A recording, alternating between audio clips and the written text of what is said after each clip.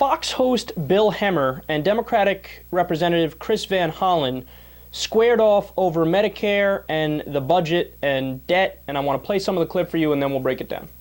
Headline, $4.6 trillion in deficit reduction over 10 years. What's wrong with that? Well, there's nothing wrong with deficit reduction. The issue is how you achieve it and making sure you achieve it in a way that doesn't harm the very fragile recovery right now. We will also reduce deficits so that they're not growing any faster than the economy. We will stabilize the debt, but we will not do it in a way that guts our investment in our kids' education and violates the commitments we've made to seniors, whether in Medicare or Medicaid. So it's a question of whether you take a balanced approach, which is what we've proposed, or you take this lopsided, uncompromising approach, which is what we're seeing in the House What Republican Paul budget. Ryan will argue is that it's not lopsided, it's not unfair. The fact that the changes in Medicare don't even take place for another 10 years, 2024. So you've got a decade to wait for that. And what he argues ultimately is that the government's frankly just too big. You look at the deficits right now, debt's increased $6 trillion. In just over 4 years' time in the administration, annual deficits more than $1 trillion for each of the past 4 years. This is what he writes today in the Wall Street Journal. The truth is, the nation's debt is a sign of overreach. Government is trying to do too much, and when government does too much, it does not do anything well. Can you argue with that? Well, as you know, when the economy was going through the tank, deficits went up. They are now coming down, and the key is to make sure they come down steadily and certainly do not grow any faster than the economy. We are going to have a budget that builds on the $1.5 trillion we've already cut in discretionary spending. That will be at the lowest level as a percent of the economy as during the Eisenhower administration, and that's before the impact of... All right, so you get the gist there. You see the Fox News host, Bill, what's his name again? Hemmer is the debt and the deficit. We're concerned, and also we're concerned about Medicare. And if you didn't hear at the beginning, he said, yes, well, it reduces the debt by $4.6 trillion. What's wrong with that? Allow me to respond in a second, but let me finish the clip up for you. Now it gets a little heated. So now it gets a little interesting. We'll break it down afterwards. It's making is not cuts in spending, it's cuts in the increase in spending. This is also what he writes today in the Wall Street Journal. Bill, you can tell me what he wrote. I read his article. I got you, but this is important. This is important because this goes right to the politics of Washington. Hang on. Bill, I'll ask the question, then I'll allow you answer. The other side, because this is the point, sir. The other side will demagogue this issue. Yeah. But remember, anyone who attacks our Medicare proposal without offering a credible alternative is complicit in the program's demise. That goes right to the point that we're having right now. It actually does. Can I answer you now, Bill? You may.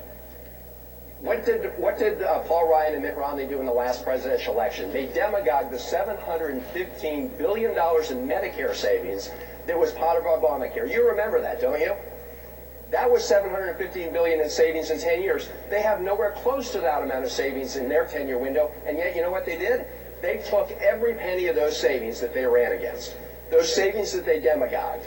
So it's really interesting to hear you talk about hard decisions when they campaigned against those savings, and now they're using those savings in their budget. Let me get to one more point. You find that interesting? Let me get to one They're more also point using here. the tax revenue.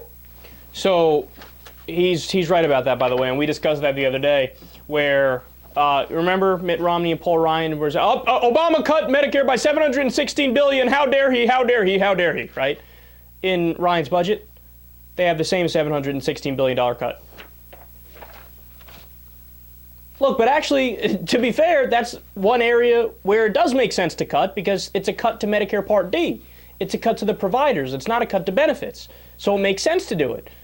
But the problem is the hypocrisy. They attack Obama for it, and then they say, no, how dare he cut it, and then they do the same cuts. It's mind-boggling.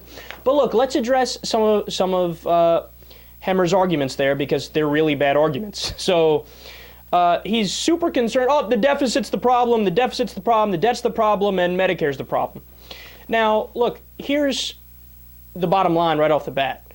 If you're so concerned about the national debt and the deficit, you know what budget you would be in favor of? The Progressive Caucus budget. that actually cuts the deficit and the debt the most out of any of the budgets. It balances the budget in 10 years. But no, they're not in favor of that. And Bill Hemmer's not in favor of that. He either doesn't know that the Progressive Caucus actually has a more fiscally responsive budget, or he knows it, but he's a partisan hack, so he's, Paul Ryan cuts the deficit, so pick his budget. Yeah, but if you actually care about fixing the budget and cutting the deficit and the debt, you'd be in favor of the Progressive Caucus budget. But you're not, are you, Bill Hemmer? No, you're not. That's what I thought. So not only, and then when he goes to Medicare, look, I want to be crystal clear on this because this is something that you don't hear anywhere else, and you should hear it everywhere. Not only is Medicare not the problem when it comes to the deficit and the debt, which is what the Republicans tell you all the time and what Paul Ryan tells you and what Hemmer's telling you here, it's not even a problem. Yes, don't adjust your internet. You heard me correctly. It's not even a problem.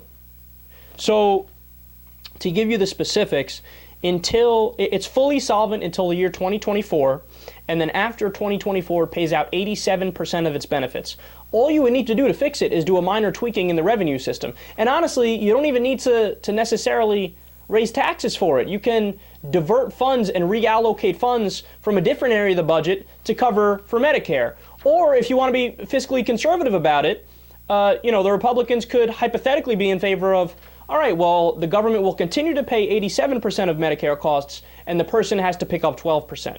Look, all of these things are possible solutions, but they don't want to discuss solutions because they'd rather gut the program even though it's not in trouble. God, and think about the way they frame it, too. The Republicans and Paul Ryan, they always say, it's going broke. Really, that's broke? Being fully funded for 10 years and then paying 87% of its benefits out after that, that's broke? That's a pretty rich broke, isn't it? But they have no idea what they're talking about. They don't know the details. They don't know the specifics because they don't fact check themselves. All they do is spew their talking points. So I love when he reads the quote from Paul Ryan and he says, Paul Ryan says that anybody who is against our fix to Medicare is demagoguing the issue and contributing to the demise of Medicare. So think about that. Knowing what you now know, which is what I just told you. So in the midst of a segment where he's demagoguing on Medicare, he says, look at these liberals demagoguing Medicare. No, you're the one demagoguing. You're pretending something is a big issue when it's a non-issue.